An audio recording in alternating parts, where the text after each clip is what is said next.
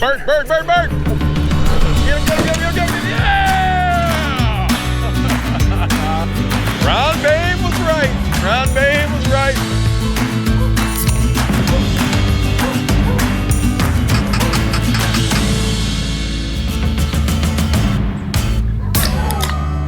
I'm feeling spry.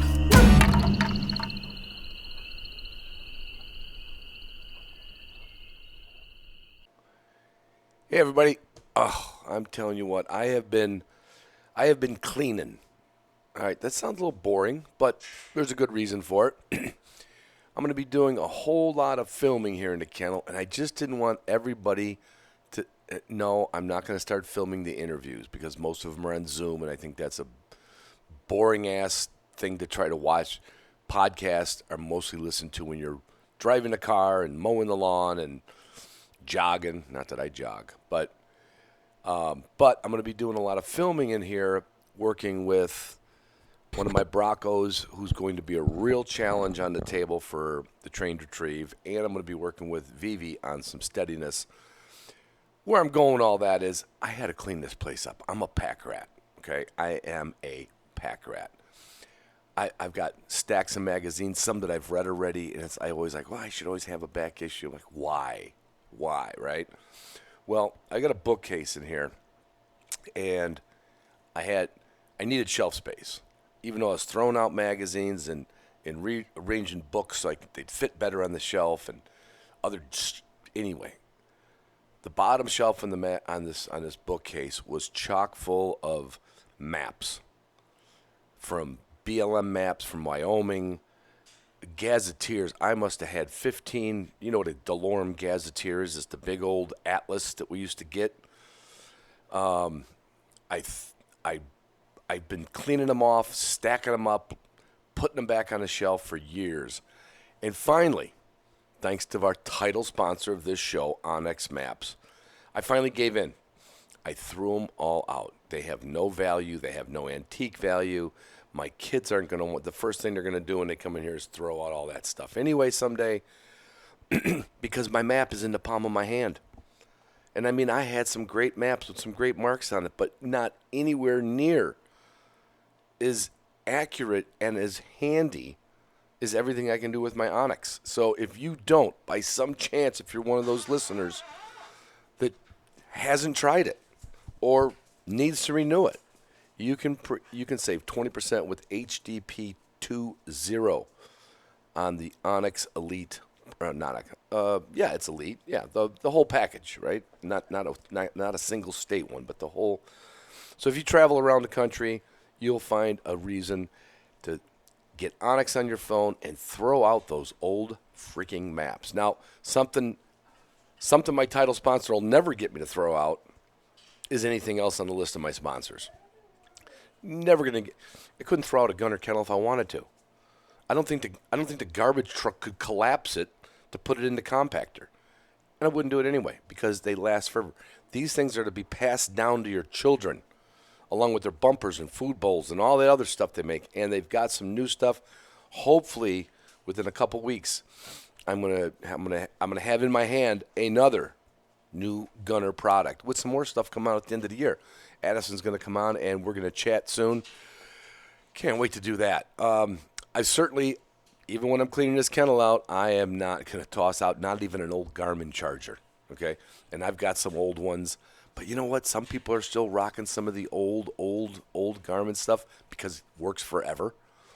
And so that I organized, didn't throw it out. Certainly wouldn't throw out my Canine Athlete because that's something I go through all the time. And I'm even putting Hydrate and Recover in this heat wave we're in. I'm putting Hydrate and Recover in their dog bowl water in their kennel box. Not a lot. I mean, they're not exercising a lot. They're running around the fence around the kennel. But I'm just giving them a little extra, just like we give ourselves with Wilderness Athlete stuff. And with that, you can save 25% off your first order using the promo code Canine Athlete, or you could be a patron and save more. By the way, all that filming I'm doing is going to patrons. It's going to be kind of comical. We had a Zoom room last night, and I was telling everybody, the subject came up about a dog in trained retrieve. I said, well, you're going to like what I'm putting out for you guys soon because I have got a dog that I've done this to all my dogs, and I've helped a lot of people at the training grounds over the years with the trained retrieve, and this one's going to be a chore. But I'm going to do it. That's why I was talking about filming. Now I was talking to people about how much they practice with their shotgun. And I know it's kind of a stretch. Like, where are you going with that? Well, I'm going to be practicing a lot more, and I've got a shoot coming up. And we do a lot of field shooting out at my neighbor's house out on their old airstrip. I'm going to be shooting that Mossberg 410 Silver Reserve. If you ever want to break into a sub-gauge gun, don't break the bank on it. But it's expensive. I think it's expensive, but it's not break the bank expensive. Check out that thing. I had trouble shooting it when I got it just because it was that freaking light. I was whipping it around, and when I took it out to Kansas this year, when I took it out to North Dakota to do a little training weekend, I'll tell you what, I was smacking them. Is it the gun? Is it the Indian? Is it the bow? Is it the arrow? I don't know, but the gun feels good, and it's just a nice gun. Look at the Silver Reserve lineup of Mossbergs. No matter what you do, no matter what gun you own, you are going to do better with Boss shot shells when it comes to hunting season. Period. But Boss is adding target lineup, dove loads. They're adding their copper-plated steel. There's nothing. Okay, it's not going to make you a better shot. Practicing with your gun is going to make you a better shot. But when it comes time to taking a bird down, don't use something that's iffy, okay? Use something that's spiffy. How's that? And of course, I'm never going to throw out Purina Pro Plan, because it's consumed every day by my dogs. But as I was cleaning, I found a really old ad of Purina Pro Plan see, this is what I'm talking about, Pack Rat. It was a Purina Pro Club folder, and it was still filled up with the weight circles that I used to cut out way before they were a sponsor of this show. And they still have that. So people kind of go like, oh, it's so expensive. All the good food's expensive. But the Pro Club, they still have the Pro Club. And I used to get these $7 checks back from them by saving the weight circles. And when you have a few dogs, you accumulate the weight circles. So remember that, okay? And Walton's cannot, I always say we talked about this on the Zoom room last night too. Walton's, we always say, take care of your wild game, make your kitchen a wild game kitchen. Walton's is a kitchen company. On the front of their catalog, there is not a dead pheasant hanging there, no, nor a moose being packed out by somebody. No, you can find thousands of items in the Walton's catalog for your kitchen. Doesn't have to be wild game. Sue and I don't shoot that many birds. We'd starve to death if I didn't have to go to the Meyer grocery store. And we buy a pork shoulder, we grind it up and make our own sausage. We buy cheese blocks, we slice it up on our slicer. We grow green beans. Last year was our only great year, and we're crossing our fingers for another one. And the chamber sealer is like, you don't even need to be, Walton should be advertising on the cooking channel. Well, maybe they are, not sure. But you can save 10% with Walton's with HDP10 as a listener, and you're going to save more if you're a patron because they have another code. Marshwear, you cannot beat it. I just got their shorts, a couple more tech hoodies. I got a camo long sleeve shirt for the beginning of dove season. I can't remember that. You'll find it in their catalog. You can save 15% on all Marshwear with the code HDP15. And once again, I know you're tired of hearing it. If you're a patron, you're going to save, would I dare say twice as much? I wouldn't say that on the air. But all you got to do is be a patron, and you will get a code for Marshwear. You want to talk about a good deal? If you don't love this clothing, there's something wrong with it. Then you just must like wearing the old oilskin chaps and heavy boots and wool underwear. I don't know what if you don't like if you don't like Walton's, I can't talk straight. If you don't like if you can't find something in the Marshwear lineup, it's got all kinds of stuff, and it's got these cool old camo duck patterns, and it's like the Arxis lineup, the Joe Furs and the Nords.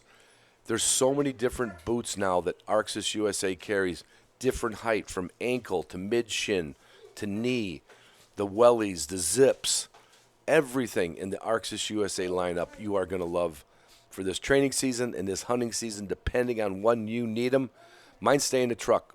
Come when the snow's off the ground, my Arxis boots stay in the truck. And they got a really, I always told Jack this back in the day with Gumleaf, they need a boot bag. A boot bag is great. You know, you're not going to find chipmunk acorns in your boots if your truck's out in the back. I got this great zippered, and you can use it for carry-on. So you can what I used to do when I traveled with my old bag, I used a bag from another company, and I would put my ditty bag, meaning brush, toothbrush, deodorant, all that, and then some underwear and a T-shirt, and then roll up a pair of pants, some socks. So when I traveled with that boot bag, it was like my carry-on in case they lost my luggage. They got that on Arxis USA. Check them out. If you want real rubber boots, not crappy vinyl, polypropylene, cracks in the cold crap, then you got to go to Arxis. And finally, it's never finally with me, is it? Your four-wheel camper. Now, my agreement with four-wheel camper is coming up to a close. They sponsored this show for 2 years by giving me a four-wheel Model M. We decked it out with solar, double exhaust fans. We did the insulation package for the pop-up part of it. But that Model M is so customizable. You've probably seen pictures of mine on Instagram. And I'm not saying you're not going to find them, but I might end up stopping to talk about them come August. So if you're thinking you're going to be that traveling wing shooter that wants it all on your back, just like a great backpack for your truck, look at the four-wheel camper Model M. Now, that's good advice. Now, I always tell you, well, in fact, I'm parched, so I'm going to walk over to the kegerator and get a Leisure. And a Leisure is one of the fantastic beers from Watermark Brewery in Stevensville, Michigan. It's summertime. I know a lot of my listeners are passing through from the other side of the lake, whether it's Wisconsin, through Illinois and Indiana and up, or the Michiganders are going that way and going around the lake, and they're going to go to, where are they going to go, to Cedar Point, or they're going to go over to Great America in Illinois.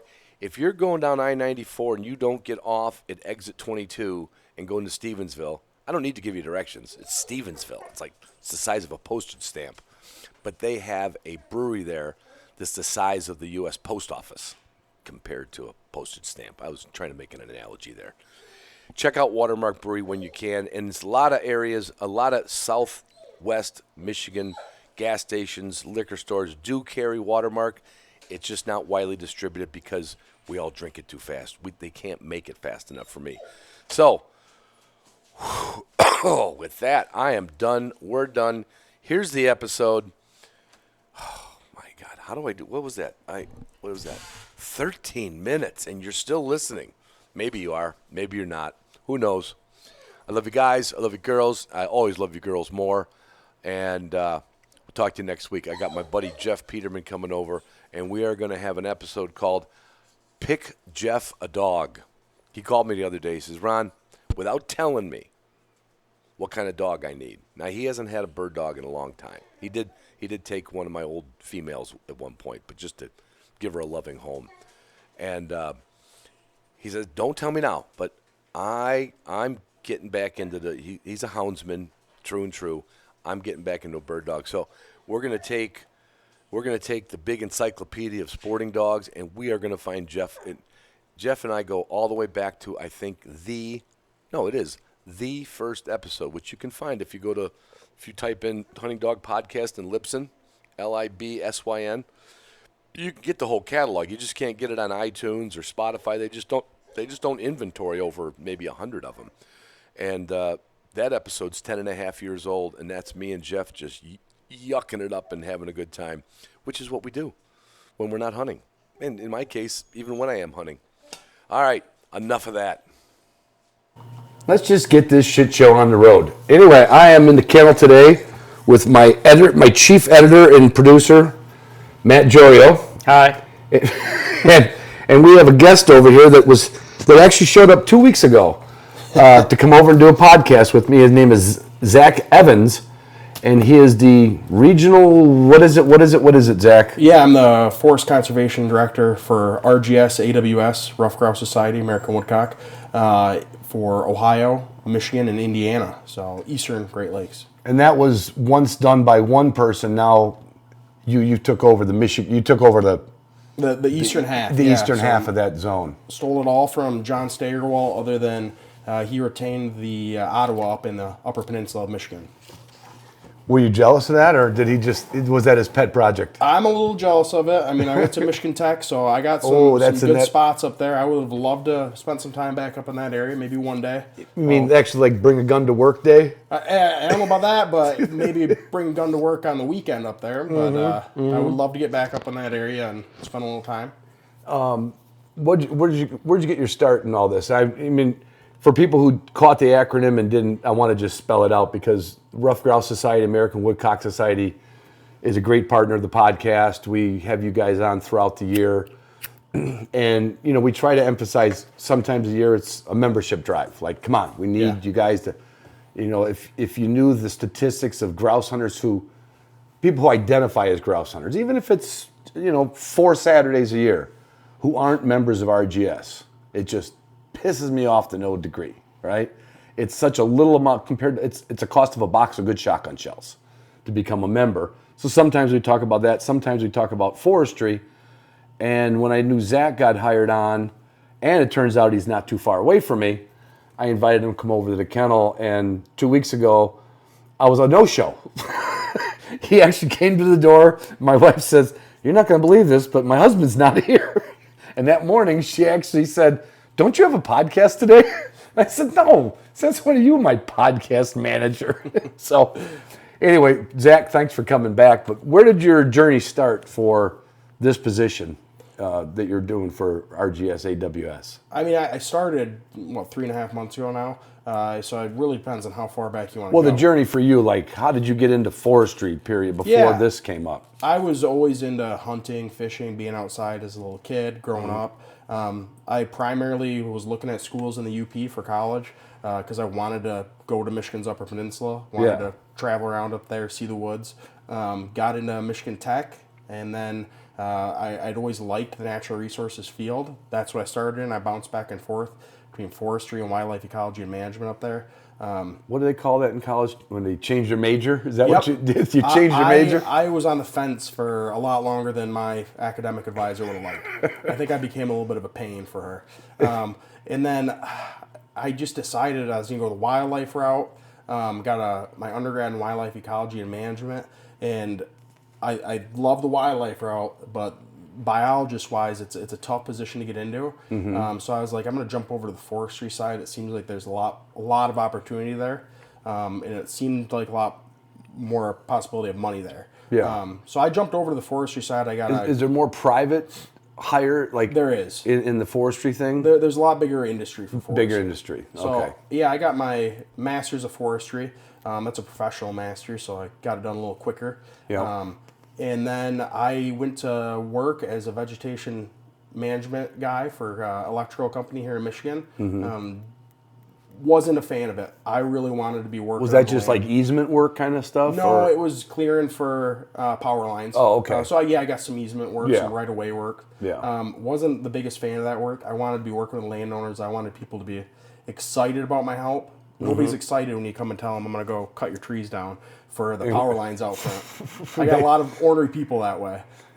So I started looking. I ended up as a regional farm bill forester up in northeast Minnesota. I love that area. Every time I say Minnesota now, I feel like I got that accent. You do. You throw soda.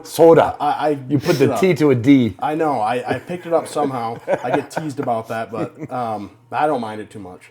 And then I worked there for quite a while, and then I just wanted to make it back to Michigan. I love Michigan. And I really started looking at these groups, Rough Grouse Society, DU, Pheasants Forever. And I was like, that's the career path I would love to be in. And then Rough Grouse Society, I mean, I was in Northeast Minnesota. I was Right. chasing grouse around every day. I was chasing grouse, taking my dog for a walk down the street. Right. It seemed like. So grouse had a special place in my heart. So that's kind of where I dove into looking for jobs there. I spent quite a while just watching their site, waiting for something to pop up, and then finally I saw this position pop up, and I was like, it's a step up in career for me, but that is like a dream position, and Yeah.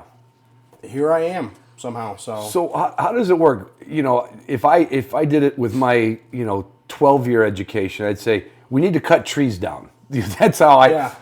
that's not a great sell tool if you just walk up to somebody and say we need to cut your trees down. Yep. Right. How do we make people realize the importance of, or is there a pamphlet? Is there like a Jehovah's Witness for foresters that can knock door to door? Hi, would you like to do forestry work? I'm sure somebody's got something out there written up, but it doesn't cover the whole gamut. I mean, Yeah. it depends on who you're talking to, what their goals are. That's the biggest thing with forestry or just land management is figuring out that landowner's goals. They're not always wildlife related. Sometimes it Right. is just sheer revenue. I want to make some money off that 40 acres I bought. Right. And I never want to step foot on it, really. That's real common, right? That's extremely common. I Yeah. mean, you see that all the time. But then you get people who are the complete opposite, who are like, I'll put as much money in the places I need it to see more wildlife. Right. Whether that's that consumptive wildlife, grouse, woodcock, deer, Turkeys, turkeys, whatever it is, or people that are, hey, I just want to see some more birds through my binoculars through the back window. Yeah. There's industry behind it. I mean, there's a lot there. A lot of education that goes into it for landowners. So there's not a Jehovah's Witness packet. I don't walk around and hand people one of those. I wish I had something that simple. That would probably make a lot of those conversations a little easier. But it's a lot of just understanding the stakeholder you're talking to, who you're working with. Yeah. So how does RGS? I know when Ben took over, this is when it kind of the strategy was to really get projects going. Like I'm not saying there was always some projects going, Yeah. but where did you guys start? Or I'm sure you have a little background history with RGS as far as just talking to everybody there. How do you get, like, there's, let's say, a chunk of the Manistee, in fact, the Manistee National Forest is right here, you know, Yep. right down Ryerson Road. How does that conversation take place? Does it start with you? Does it start with 3 people down from you to say, this woods needs to be managed? How does that... It starts in a lot of ways. I kind of mentioned earlier, before the podcast started, I've done some work in Ohio recently, and the similar things happened in Michigan when John Steigerwalt was in this position in Michigan. It's a lot of conversations, just making those connections, building that conservation network, and then identifying problems not only with the professionals but with the chapters. They're seeing less birds. Why are they seeing less birds? Oh, well, a chapter might come to you and say, well, they used to see all that work being done out there, and now there's not. So it starts with figuring those things out. What are the issues we're looking at? And then finding our in. Like, how can we be a good partner to the Forest Service? And then You can't just tell them some guys want a grouse hunt here. No, you can't. It's not going to be the attractive statement. There's a lot more going on for those people that are managing the national forest than just, are there grouse on the landscape? I mean, they're looking at multiple factors. Yeah. Do they got money to manage even that do it. area? Yeah. Do they have money to sell timber in that area? How is it going to be accomplished? Do they got capacity and somebody that can actually go out and do that work?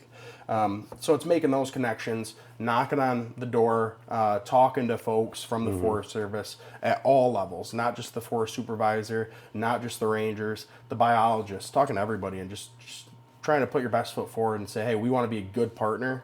We're here to help in any way we can. How can we help you? How can you guys help us? Possibly? Yeah. I know you said you just went down to Ohio, and before we hit record, we did take a video chat walk through my woods, which I just did 3 years ago. We did a timber sale. I think there was a couple maples that they took, but they took basically red and white oak. Do you know the difference between red and white or red and black oak? I mean, like I mentioned before the podcast I can't started, tell the difference. Yeah, it's one of those things where I got to sit there and stare at it too. I mean, Yeah. I come from an area the last few years where Wasn't a lot of black and red oak. I saw bur oak on an occasion. That's a very it, huh? rare occasion. Yeah. Other than that, it wasn't looking a lot of oak, so Yeah. it would take me a minute to pick it up. So I would say this was, I never thought I could do anything on 15 acres. And of course, we didn't get too close to the house or anything. When you get loggers, they don't want to take your trees down your front yard. There's an insurance problem Yep. there. But when somebody just talked to me, they said, hey, you've got when I moved here 40 years ago, there probably wasn't a tree worth cutting down for the sawmill. But 40 more years on a 30-year-old tree, we had some really nice timber. Oh, yeah. And that alone was worth it. And then we just took a walk on my property, and I was shocked in 3 years what's grown back, And is that part of a sale? Like do you ever have to talk like a town hall, or does the township come and say, we don't want, how do you sell that? Like that reef, like it's going to be beautiful someday. Yeah. Like, how do you sell that? So I haven't in this position gotten that opportunity yet or had to do that yet. But in the past, definitely I've talked to large groups of people, private landowners, why forest management is good. And you look at it from multiple ways. You look at it from fires.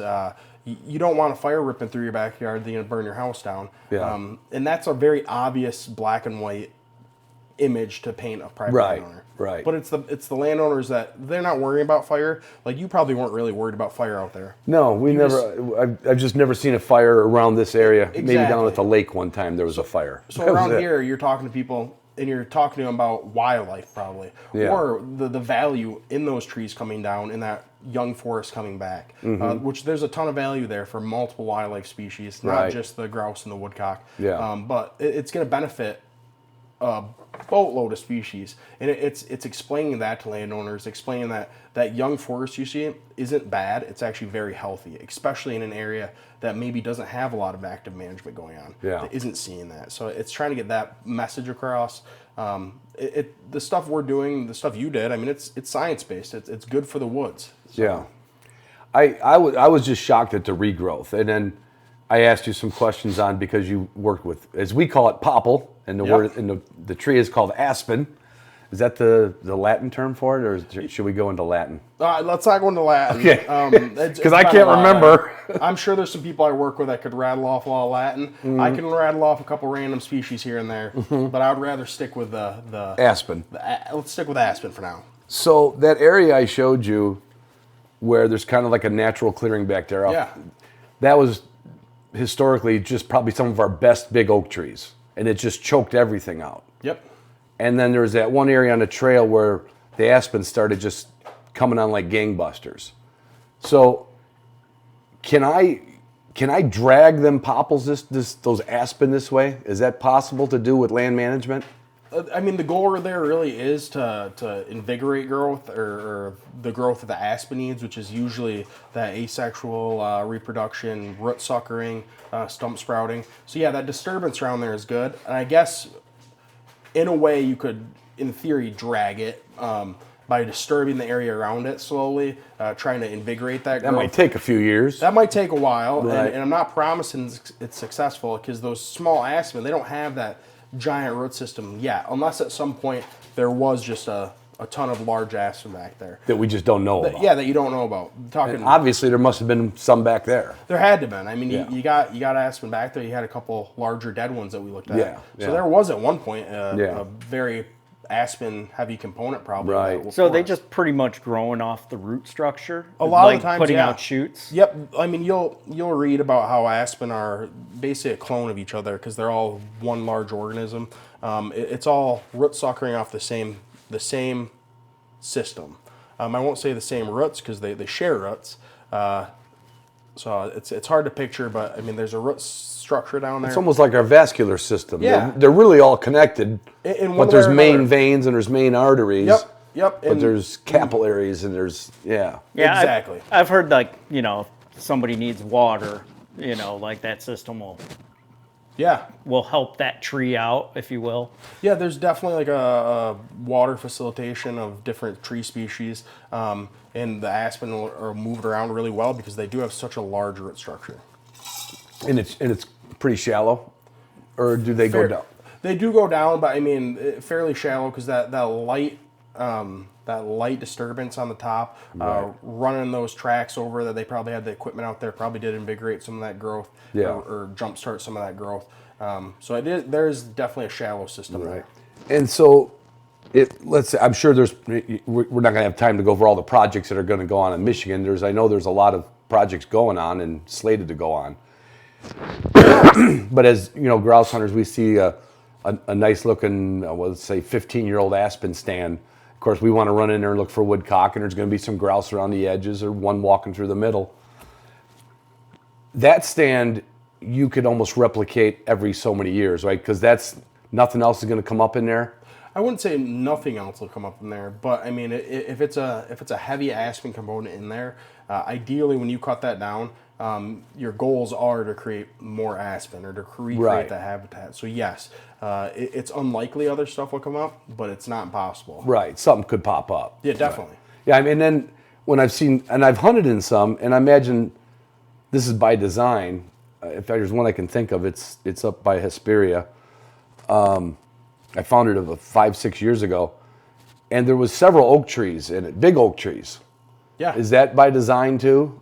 Or is that just because they didn't feel like dealing with an oak tree that was all crooked back in the day? It definitely could be by design, depending on who planned that out. If it was say it was a sale at one point, they probably left a component of oak in there because it's creating a little different habitat, or leaving some habitat, or there's probably a reason those oak are there, especially if it's on state land. They didn't just leave that for the fun of it. They didn't go oops as they put the last skid steer onto the trailer. They didn't say, who didn't cut that oak tree down over there? When they were logging out there, I guarantee you that somebody probably wanted that oak. Okay, yeah, gotcha.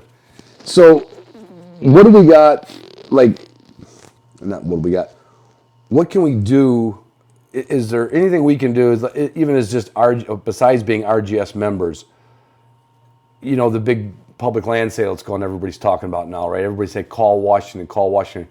Is there things we can do as residents of a state to promote forestry management, or is that just something that's above our pay grade as residents? I wouldn't say it's above your pay grade. I mean, definitely don't be opposed to it. Get more people into it. Educate them. You know very well that we're always looking to get our membership to go up in RGS, AWS. Right. Get more people educated in the purpose and the importance of active forest management. That's the number one step. And then you have those people show up to the events where there's maybe a public comment and say they support it and why they support it. They support it because they want to see more game birds on the ground. More deer for the deer hunters. More non-consumptive reasons. They just want to see a healthy, actively managed forest. It's all good things. So get more people involved in that way, education-wise. That's going to promote that active management that the natural resources professionals at the DNR or the Forest Service, they're really aiming to do. Well, when I used to hunt not too far from here, it was a lot like this age forest. It was young, and I remember taking my daughter out just 5 miles from here, and she got her first grouse. It was on the ground, but it was okay. It was her first grouse, and I see those trees now. It almost looks like a forest preserve. Yeah, it's just huge oaks and like nothing in between them. Like I would if there was a campaign, and if I could say, short of me going out there at night and cutting trees down, which I think it's probably frowned upon.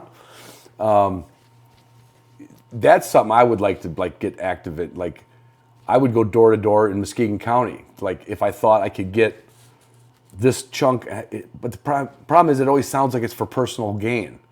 And it would be because I want more grouse by my house, but I also know it's good for it's better than these just old trees just standing there and dying with nobody using them. Exactly. Or does it get into is there enough sawmills to take this wood? Is there enough market for it, or is that another bottleneck that we hit? There's definitely a bottleneck in the market capabilities. I mean, the older those trees get, the larger they get. I mean, the less use there is for them. They start dying off or dying standing. Yeah. There's no good for them at that point. I mean, they're habitat trees, but if it's just squirrels like them, woodpeckers like them. Yeah, but if it's just 40 acres chock full of them, I mean, you can't sell them really. There's a lot of places that don't even have the equipment to take care of them. Yeah. So there's definitely an issue there, and you want to hit them at that prime age where they're good for multiple purposes. They can go to multiple markets. Yeah. And you can regenerate Not that just stand. a veneer world or something like that. Not just the veneer world, Yeah. but I mean pulp, saw logs. They all have their own markets, and if we just let everything keep growing until it's beyond saw log or it's standing dead, or you have a windstorm, Too big for pulp and or you have a ice storm come in and knocks them all over. I mean, there goes your chance of that revenue. Or it's going to create some habitat, but it's a disturbance that wasn't necessarily planned for. So it's going to really affect that market and marketability of that stand you're talking about. Matt, down where you live, and that's near Pinckney, right? Yep. Is there any management of, like, you've got a lot of places you go duck hunt on public land there, which has got a lot of forest around it. I've seen your videos. Mm-hmm. Is there any management going on down there? I mean, I see PF do a few things in the area, and also the Turkey Federation. Yeah. And there's some DU stuff going on there.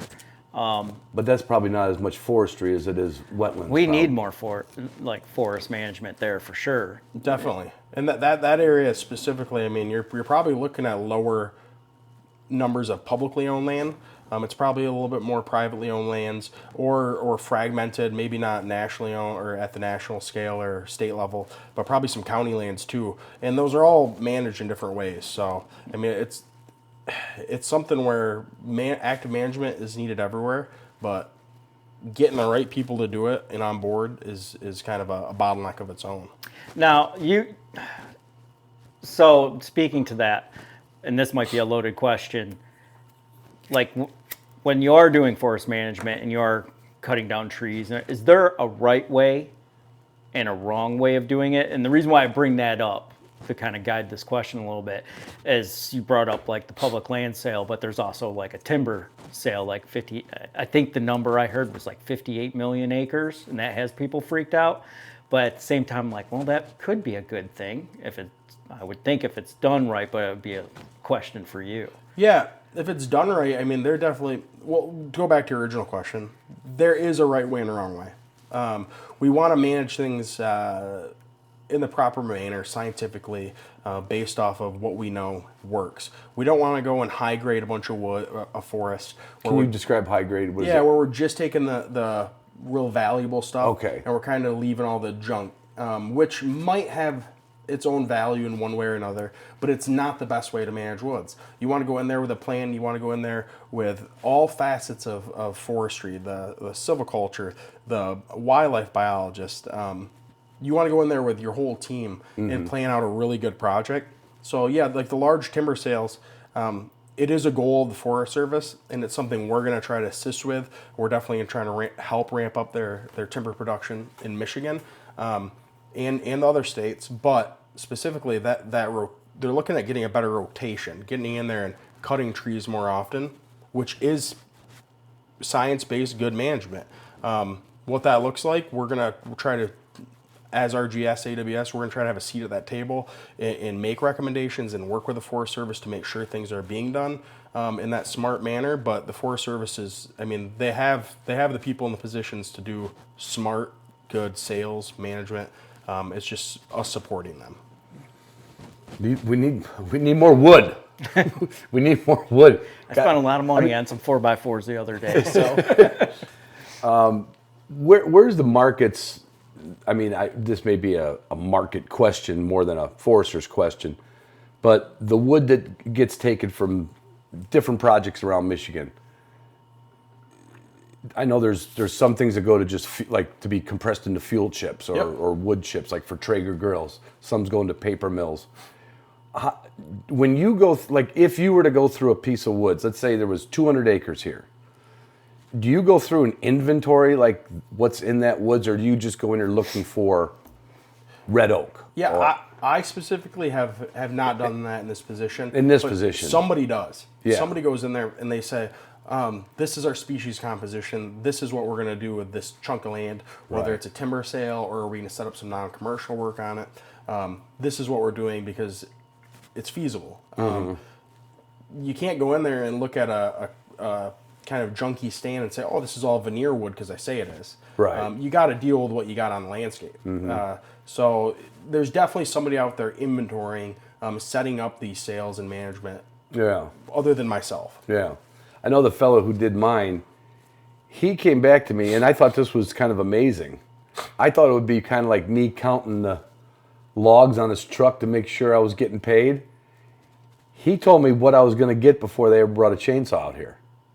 Yeah, I mean, you can get So he literally had a buyer for what he walked this property, marked the trees, went to, I don't know how many buyers, 1, 2, or more. There's probably not that many around here, but he literally said, this is what you're going to get if you want me to do this. I was like, really? I thought it was kind of a roll of the dice and see what we pulled out of the woods, you know? And he had it, you know, I hope for him he made a couple extra bucks, you know? I wouldn't have known it. In fact, at the last minute, there was 7 trees over here that weren't too close to the house, that weren't in his scope of work. And I think he might have got to keep them. Because my wife goes, she goes, we've always had these trees here. I'm like, yeah, but I don't want them down. I was so glad they were down now. I mean, I'm so glad. You know how many less leaves I have to rake up around this house? Yeah. Just from that alone. And it doesn't look ugly. It's a nice piece of grass now, you know. Yeah. So, yeah, hopefully he made a couple bucks on it. There was some big trees right there. Oh, yeah. You know, because when we had cleared for the home and for the barn, and so those trees 30 years ago got to grow for 40 years. So there was some monster oaks growing there in a right there, right outside that kennel where you're parked, basically. Yeah, he was probably pretty happy about when I asked him for that, when he goes, yeah, not too close. You know, he put the skidder to it, and he put the cable to it, and make sure it went the right way. And he probably went like, yeah, that's going to pay for Christmas. Oh, yeah. But what are RGS plans to the point where you're going to, I don't mean lose your job, are they going to have to double off of you like they did with John at some point, or is that ideal? That there'll be 2 of you in this area? Or? I mean, ideally we grow the conservation staff. Actually, we are hiring on or do have a person that's going to be starting as a forest wildlife specialist. And what'll that person look at? They're going to be working on the Pierre Marquette watershed. Okay. They're going to be doing collaborative work, so working with multiple stakeholders, the DNR, the Forest Service, to plan future work, to organize future work, and really to try and meet goals, plan some dynamic forest restoration blocks. Yeah. And they're starting very soon. The goal would be to expand our conservation staff in the Eastern Great Lakes. Gotcha. Like I mentioned at the start, John has done a wonderful job at getting things started in Michigan. One-arm paper hanger doing. He's been doing the been whole doing a area. Great job. It's impressive. It really Yeah. is that he did that much. But now, looking forward, we got to start implementing these things, building our staff in the area to keep these projects rolling, targeting those agreement and partnership opportunities to move forward. Yeah. Have you? It is just one of them questions. Like I asked a rural route. You know, when I see a rural route mailman out in South Dakota, if he's got a minute to talk, you know, do you find areas that you're like, wow, like when you're in? I know you're only here in this part of Michigan for a short time, but when you were up in Minnesota, did you ever find some spots that you just didn't know were there? It was like, holy cow! Oh, without a doubt. That'd make me want to go back in time machine and become a forester. Yeah, I mean, I used to get a lot of windshield time, and you'd see grouse all over the place, and be like, I didn't know there was that many out here. Right. So you'd find some probably And pretty good honey holes. did it dawn on you like that you knew why? It wasn't just because nobody hunted there. It was because of I mean, I knew why because of my background. Right. But then just looking around, you can drive through an area and say, wow, a lot of grouse. What's different? That You can Right. see from the side of the road. Oh, a lot of cutting that's either going on or has been going on the last couple of years. Yeah. So it's easy to make those connections when you're seeing so many. Right. So definitely found a lot of hunting holes that way, a lot of good covers that way, and pretty easy for anybody, I think, to make that connection. With your duck dog. With my duck dog, yep. My duck converted to a grouse dog. I asked Zach, I said, what kind of dog you got? He says, a lab. I said, we ain't going to hold that against you. I have a flusher. And you bought it to kind of duck hunt, right? That was the plan. And then where was the ducks?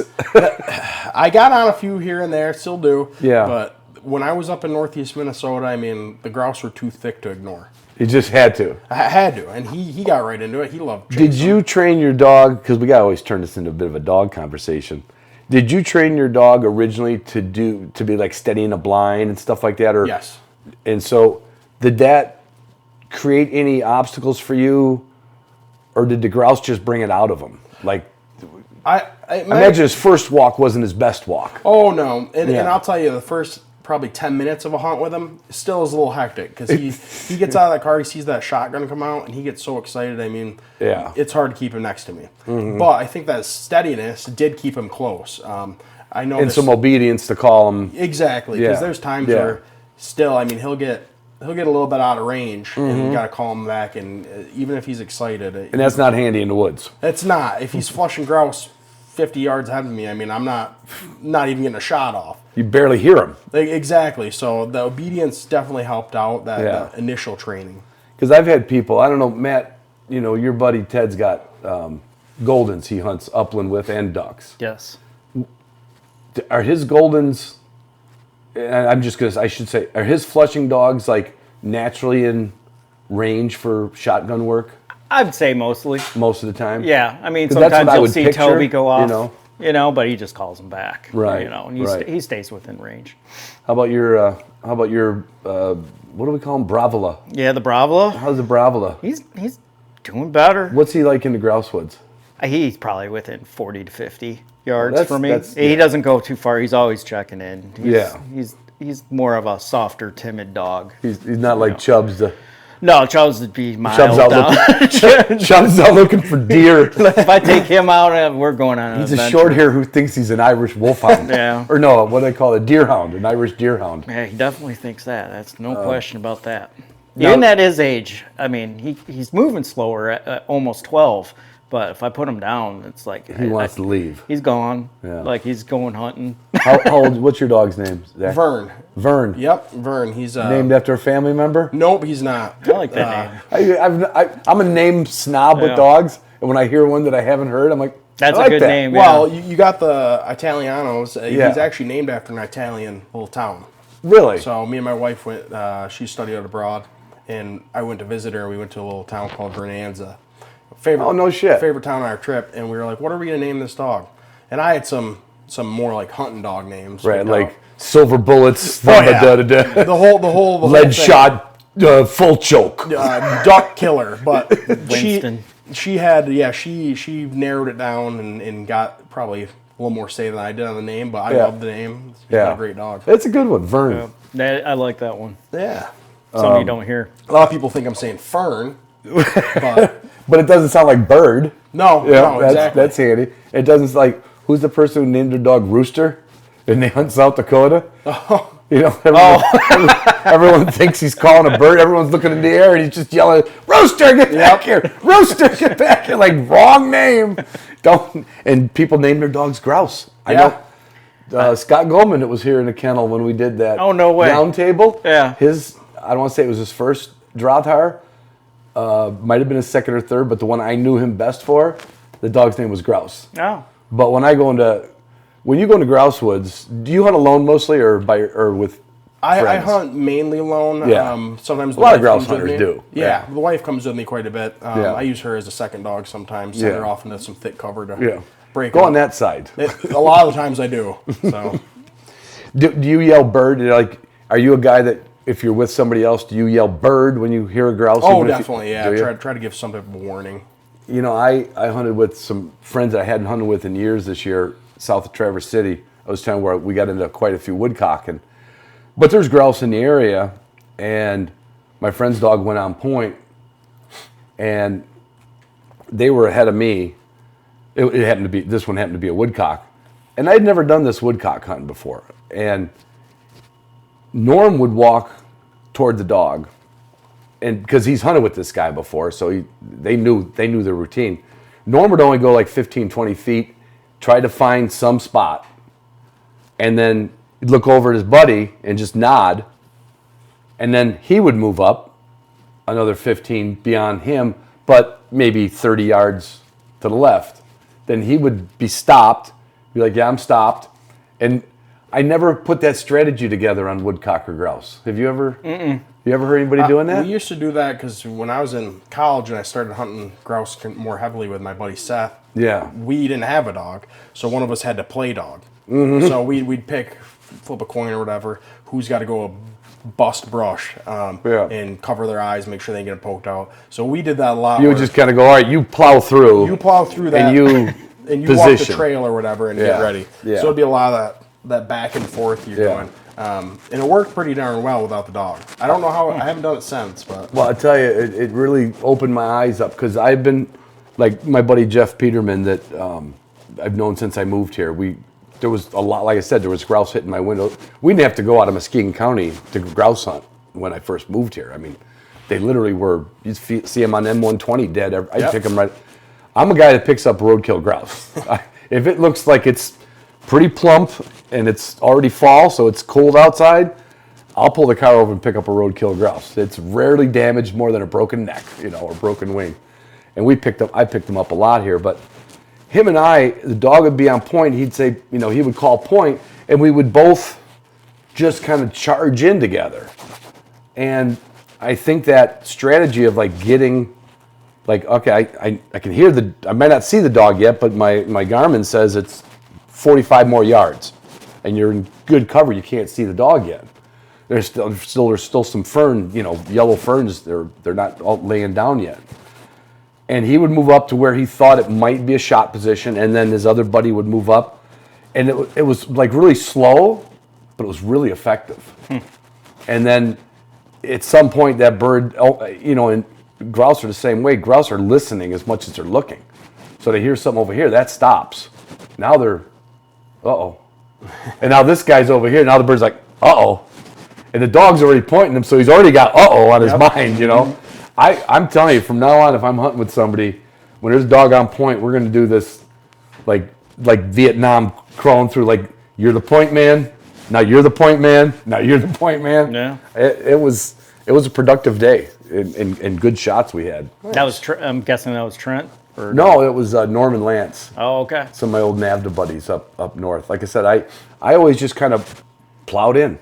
If it was woodcock, sometimes, when woodcock would just hold forever, yeah, you could almost circle it. But with a grouse, a different story, and it works for both really well because the grouse is so cagey, and then the woodcock are in such stem density. Yeah. You still need some advantage. Oh, yeah.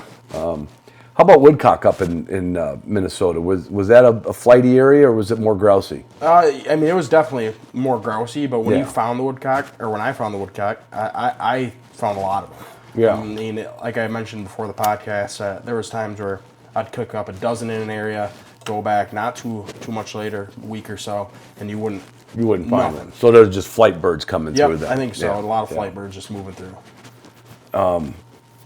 You saw a bunch of woodcock this spring, Matt, when you Yeah, were turkey hunting. Yeah. Which I've never seen like a spring flight, but it makes sense, right? Yeah, I mean, they're definitely passing through because that morning when I was out, before dawn, I couldn't take 2 steps in this field without putting up. so they're out there feeding. Yeah. Yeah. Yeah, and as soon as I got out of the truck, I was like, I could just, the whole field was like, meh, just going, Jeez. So it was a cool thing to see, but the next day when I went back to that same area, they're gone. They're Yeah. gone. Just not even there. Yeah, and then Yeah, never thought about they fly down, not all together, but they fly down in groups. It was a really weird day because even when I was closer to my house, I was driving, there's woodcock walking across the road. Oh, so you they're saw some all indicators before you got there. No, after. Oh, after. I was just that whole day I was seeing. You were like on woodcock alert? Yeah, pretty much. The right conditions, get them moving. Yeah, it was. Get them in and get them out. I've never seen that in my area before. I've seen woodcock, of course, but yeah, nothing like that day. Yeah. Are we in Michigan, Zach, working on when you say we kind of talk like grouse cover, Yeah. because that's our resident year-round bird. Is there anything tailored or different for woodcock in Michigan, or is it just if you build it, they will come, so to speak? We're trying to maintain that good flyover, that passover habitat, that stopover habitat that the woodcock like. We do have the a southern woodcock project going on multiple state game areas over in that Lansing, Edmore area. So we're still doing a lot of work for woodcock, Right. trying to promote that habitat, keep that habitat. Does Minnesota have we have the gems here? Yep. And I've always told people, I don't ever really want to. I've told people where I've gone before, Yeah. for sure, because I've shot enough birds in my life. I want somebody to go out and find a bird. I could care less, but I won't tell everybody on air go to this gems or go to Yeah. that gems. But I've told them to go to gems so you can learn what it looks like. Exactly. Is there any project you know of? And I know, again, you just got here, so I might be jumping on my excitement, but is there any more gems in the future? Do we know? Is any talk of that? I was just talking to some DNR folks yesterday about gems. I don't know of any creations of gems coming up, Right. but there's definitely some maintenance of gems that's going to be happening in the future. Which is going to obviously be necessary. yeah. Otherwise, they're not going to be a gem of a gem. Exactly. Yeah. So I don't know of any right now on the docket to be done. Right. But I'm sure there's going to be some popping up in the next couple of years here. Yeah. And then managing those is probably a whole different thing because that whole, for people who don't know what that is, it's grouse enhanced management. What is it? Isn't it grouse think enhanced it's- management yeah. system or it's GEMS? think- GEMS. I don't know if the S is actually standing for anything. Just I think we just say S like we say Illinois. Maybe. Maybe it's just I gem. should probably Right. know that, but I think it's just gem. We'll forgive you. Next year when I you gotta come back, look it up. we'll look that up, Matt. Hey, you're my Jamie. You're my Joe's Jamie. Here's Ronnie's Yanni. He's young. Yeah. So on a gem, that's not going to be a real discussion, right? Management on that is going to be like, hey, this needs to get managed. It's Yeah. probably, I won't say an easy sell, but the intention is not to build the gems that would just grow out itself. Yep. It's going to be to So keep it going, keep that Yeah. management there. But I mean, again, you're looking at the issue of money. You Right. gotta pay for that work to be done. Yeah. We'd love to help out with that work. That was part of a discussion I've had recently. Mm-hmm. So it's definitely an area that's going to be continuously managed. It's just how often and who's doing it. But So by pointing with your finger, where are you going with Vern this year for grouse? I'm just I'm hoping all over the place. So because if he has a good year, his first year in Michigan. Now Yeah. you are from Michigan, originally. yeah, I'm from Right. the great. But I should say, as your adult life, now you're back. Yep. You're back. Yeah, if you have a really good year, I'm going to put a low jack. Yeah. I'm going to put a low jack on your work truck. Real quick. Yeah. It is an S. It at is that. an S. Yeah. What is So it? it's grouse enhanced management sites. Sites. Okay. Oh, gotcha. All right, so there we go. And I tell people who the state's got maps of this. You can find it you can find it on Onyx. You can find it on the state map. I'm sure you can call the DNR and ask them where the closest gems are. But for people who want to grouse hunt and don't know what they're doing, it's an excellent place to go because you're gonna run into some other people. And I've been to some that were empty, but you're going to run into people. But you're going to be walking in that habitat that you'll start to be able to recognize when you're driving down the road and you see another piece of public land that, like, ooh, that looks like that spot where 2 grouse came out at the gems. Yeah. So it's a great for education. Oh, it's great for that, and they usually have, or the ones I've been to have had big signs, Right. explaining what's going on. Yeah. And just what you said, it shows. And you even maps of the growth. Yeah. And the years they cut. What year stuff was done. It gives you a really good idea for anybody. Yeah. Hey, see a bunch of grouse here. I think I know of that spot down the road from my And house. those spot Maybe looks I'll- just like that. Maybe I'll go check that out. Or Right. hey, that explains why I got grouse across the street from my house is because it looks similar. Yeah. We get, believe it or not, and I never saw this growing up here, I didn't grow up here. In the 40 years I've been here, my neighbor kid, they've got one of Frost's siblings, Frost's sister across the street, and he kind of got looking into, is that thing still on? Okay. He got into, I would say, a little bit of grouse hunting with the dog, taking a walk. And did you see that little video of the grouse on my phone earlier today, or the woodcock on my phone? I didn't watch. I didn't see But it. you saw that little. I think I saw a thumbnail. That was a thumbnail. Yeah. It was a woodcock right next to their house over here with chicks. And I'm like, part of me is like, did I do that? But I mean, I don't know. Yeah. But they've also done some logging over on their property, and it's just amazing. Like, the only time I would put woodcock up here was during the flight. Yeah. I did not put woodcock up here 35, 40 years ago. Not too far from here I did, but like right here I didn't. And for that to have they had a brood with it, he counted three little ones flying away with mom, just barely flying away. Yep. And I was kind of excited about that. I don't know if that woods is going to help out here, but it can't hurt. Oh, it can't hurt at all. It can't hurt. And they have a big landing strip out there, so I'm sure that's a nighttime spot for them birds to go out and look for the invertebrates and stuff like that. But yeah, to have a brood of woodcock right across the street is kind of shocking. Yeah. Yeah, that'd be pretty cool. Yeah. Don't want to shoot them. No. I don't even want to shoot them anymore. I'm getting that old man stage where everybody was like rolled their eyes, goes, yeah, hell you wouldn't. But I enjoy eating them, but I enjoy watching them as much as I enjoy getting one. Yeah. You know what I mean? They're now, cool grouse, little I birds. want to get a grouse. Like when a grouse flies, I want to hit it. Now, if I hear a grouse in my area, I am not going to shoot it. Well, you can see it's probably the It's last like grouse. a last grouse. I can't shoot it. It's probably going to die from a hawk or something. I don't Right. know, but yeah. Anything else coming up that, we, for RGS, that makes the news front, or a project that it's worthy of, or should we just get into dog stories? I mean, we got a lot of projects going on in Michigan, a lot of exciting stuff, I think, going to be happening on the Huron-Manistee National Forest. Some stuff happening in the Upper Peninsula. A lot of exciting stuff. It really depends on how deep you want to get into it. Right. But I think people will start seeing some more active work done, some signs that say RGS on them popping up around the area. So there's going to be a lot of great stuff happening. Well, that's good to hear. That's good to hear. As far as, are these projects done, the ones that you're kind of talking about, and this is a selfish question, because I'm not going to shoot a woodcock, liar. Are these places that are going to be open to the public, or is there some private lands projects mixed in with that? Right now, these are all public lands All projects. public. All public. We don't really have a... So this is going to help everything. Yeah, exactly. Yeah. Okay. People are going to be able to get in these areas and, Right. and hopefully find some birds in the next few years. Yeah. And I mean, they're across federal forests, state forests. So there's all throughout Michigan. People are going to hopefully... I won't name any of the exact locations to spot burn them, but you'll see some work happening. Hopefully, if you're out there hunting and see more birds because of it. And if you do see an RGS project sign, you could thank yourself for listening to this podcast and saying, yeah, you're right, I've never been a member. Yeah. It'd be kind of handy if you were a member. Definitely agree with you there. I had a Pennsylvania biologist on, like 7 years ago. I can't remember her name.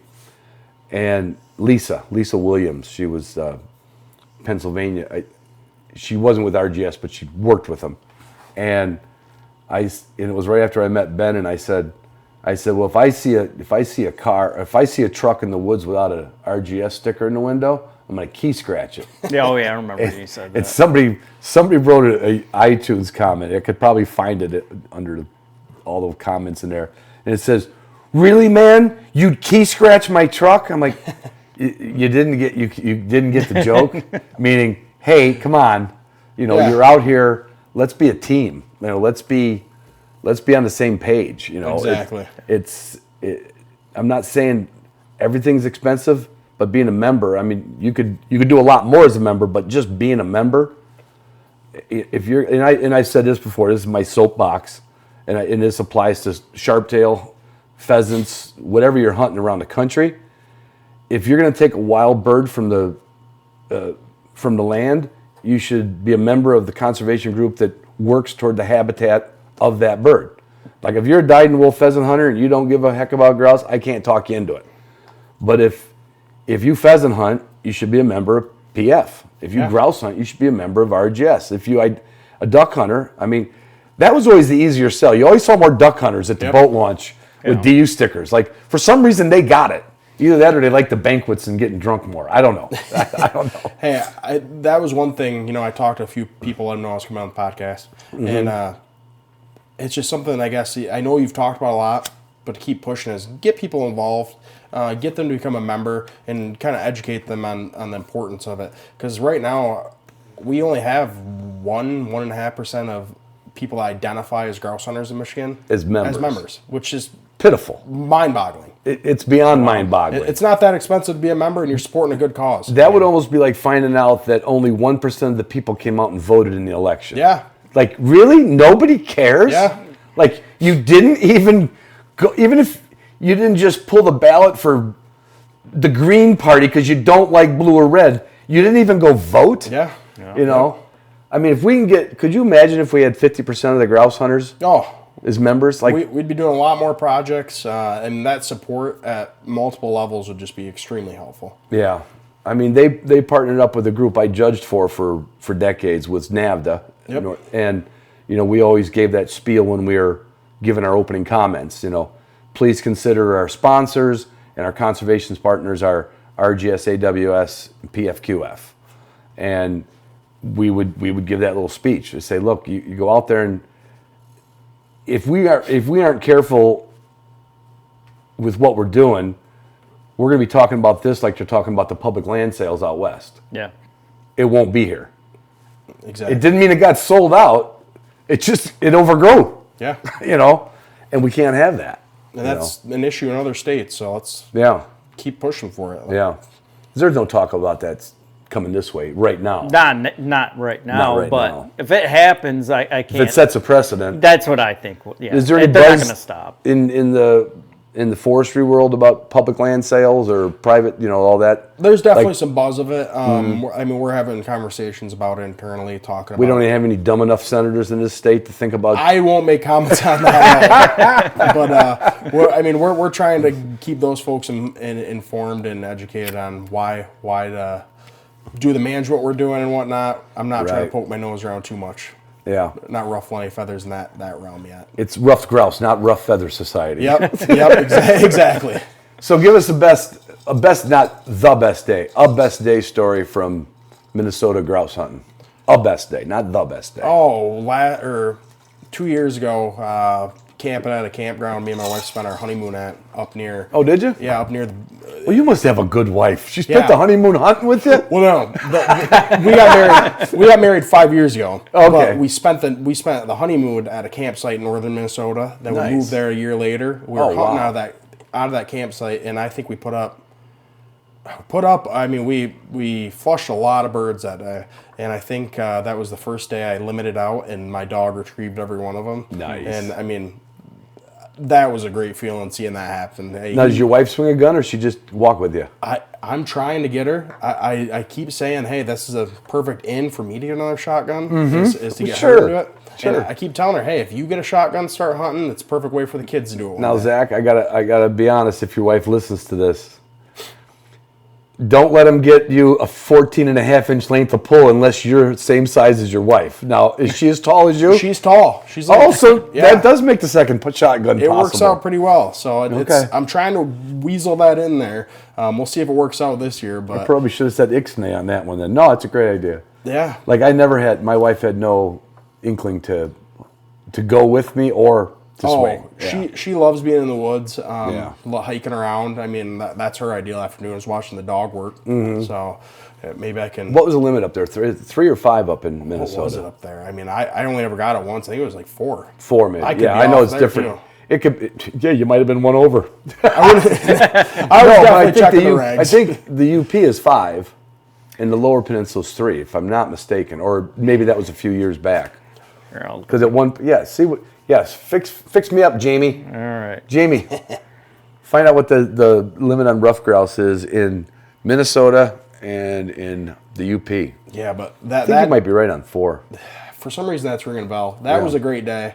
And, another quick one. I was up bear hunting in the Boundary Waters with my buddy, and he was out bear hunting, and I was hanging around camp, and I kept going for long walks to flush out. Were you just there to help him drag a bear out? Well, I actually got a bear in the Boundary Waters a few weeks prior. Oh, okay. And then he came and was trying to get one.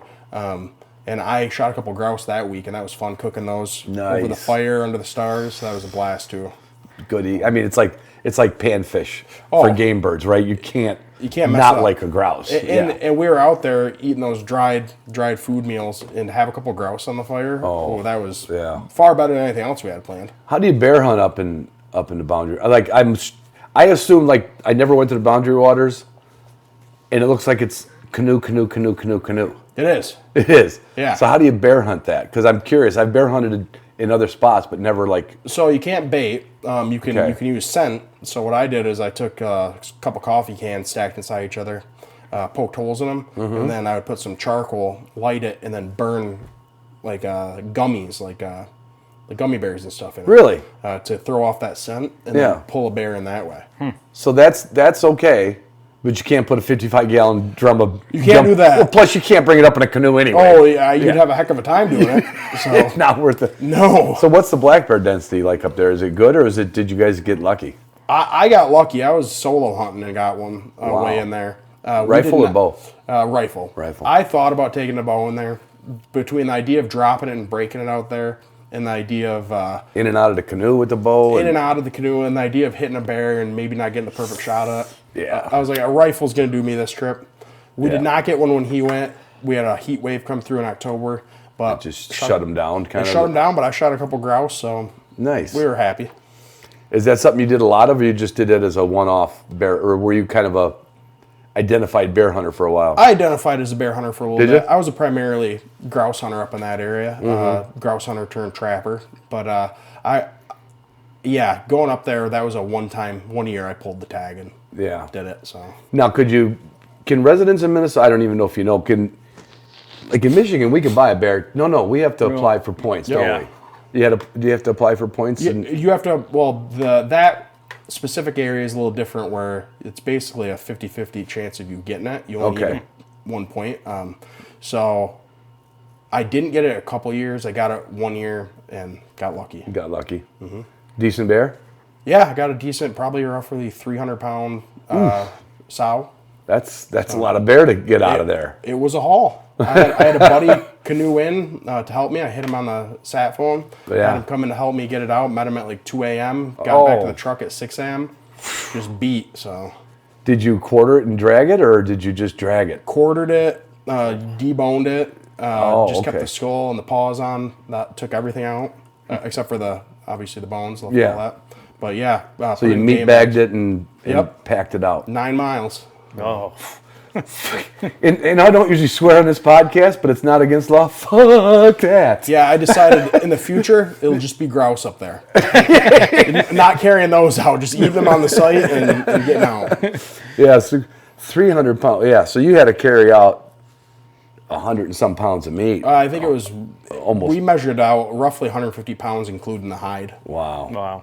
Damn. Did you get a rug or anything done? Or? Yep, I got a rug. Did you? Yeah, nice one. But I'll tell you, on that trip again, going in on that trip, there was spots on the portages which you can't hunt, but I was kicking out half a dozen grouse in 100 yards.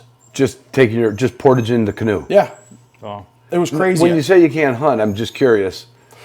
So as you're portaging, you can't hunt? You can't hunt off the portage path. Oh.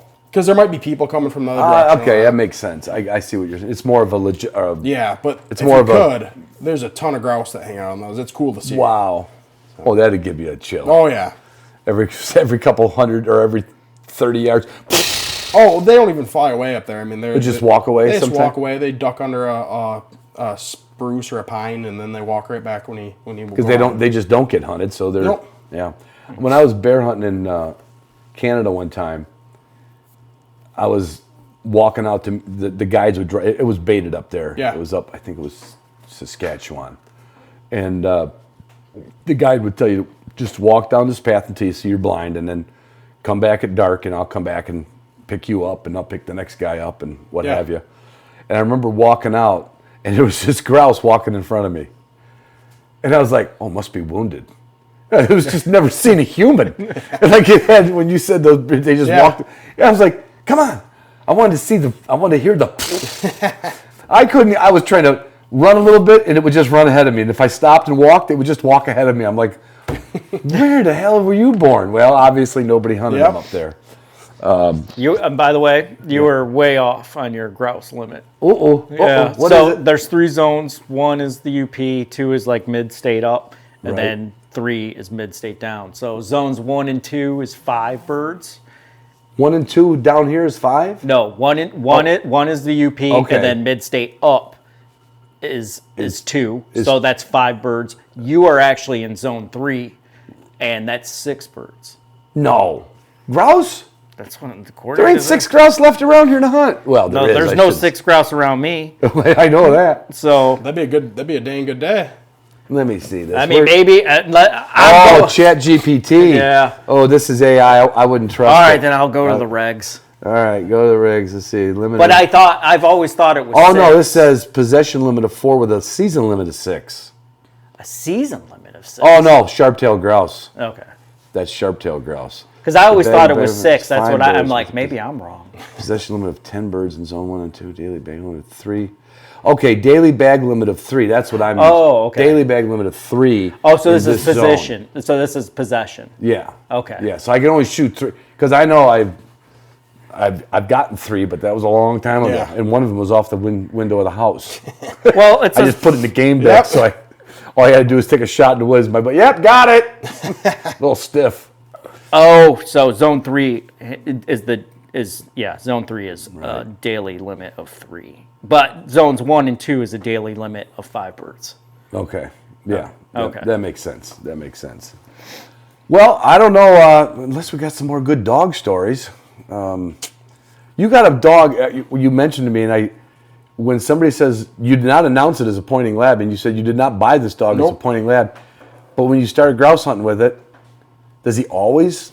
Or is it just He doesn't- situational? Yeah, he doesn't always point, but I mean, every once in a while he'll get real birdie and he'll lock up on the side of the trail. And I'll walk over there thinking there's no way there's a grouse right in front of him, and sure enough, So explodes he out. just stops as opposed to flushes, and then Yeah. other times, probably if the bird's moving more or something, Yep, keeping him yeah. excited, maybe then it's a flush in the flush. I definitely send him into some thick areas, hoping he'll kick something out, and he's Right. more of like a classic flushing. Yeah. But a lot of the times he smells those things and he gets right on them. And I mean, he doesn't do your classic point. Well, like no, one- it's a lab. It's not going to But be. he's like right there on top of the thing, He just ain't, staring. he ain't moving. No, And he's just staring. His turning tail's head- moving. His tail's. Yeah, but he's just staring it down, not looking at me or anything. Wow. How close is he usually to it? Oh, we've done it. I mean, pheasant hunting, he's been less than 2 feet.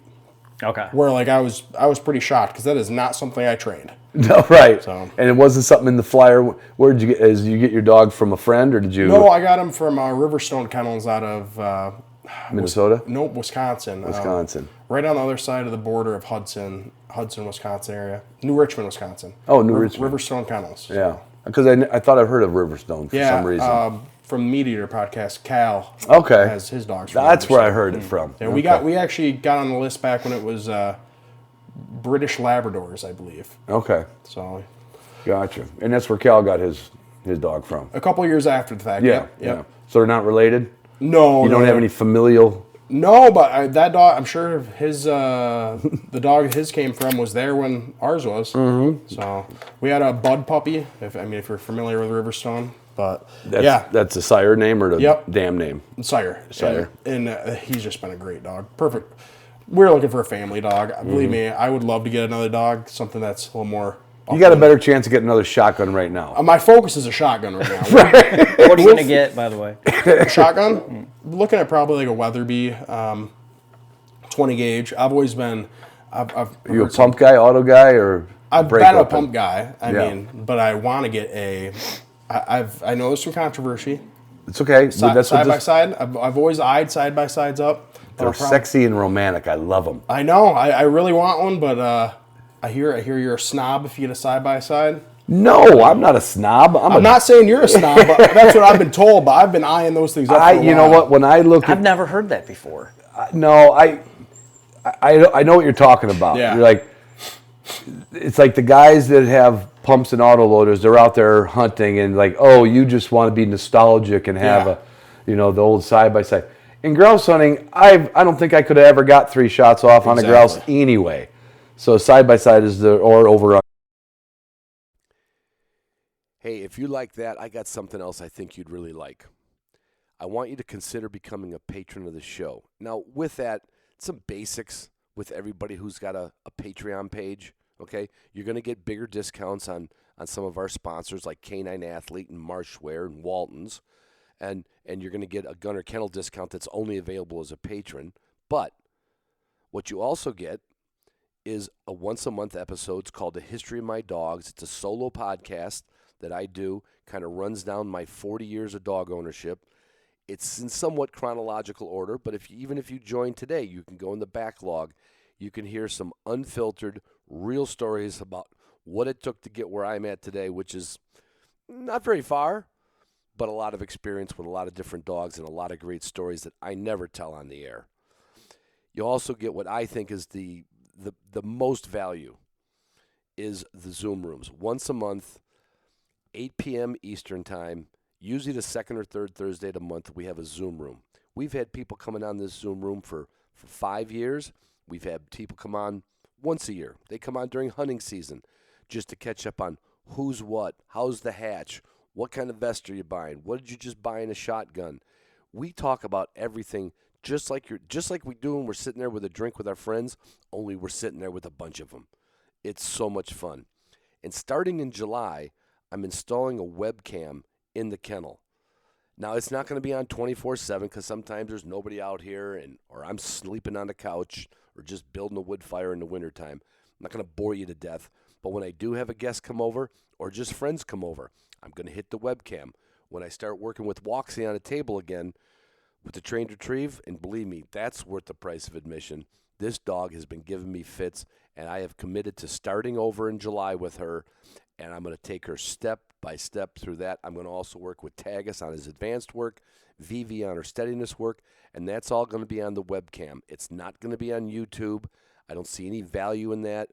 I want the people who listen to this show and like this show, who want to really see what goes on behind the scenes in between episodes and from hunt to hunt and month to month and all that other chronological stuff. You can join Patreon by going to Patreon and I have / Hunting Dog Podcast. You'll figure it out. You're not an idiot. Become a patron of the show and enjoy the extra content. Because if you like this, you're going to like that even more. Thanks for thinking about it. Hope to see you soon on the next Zoom room and hear about my history of my dog. Oh, you're not going to want to miss last month's history of my dogs. It's kind of a tearjerker.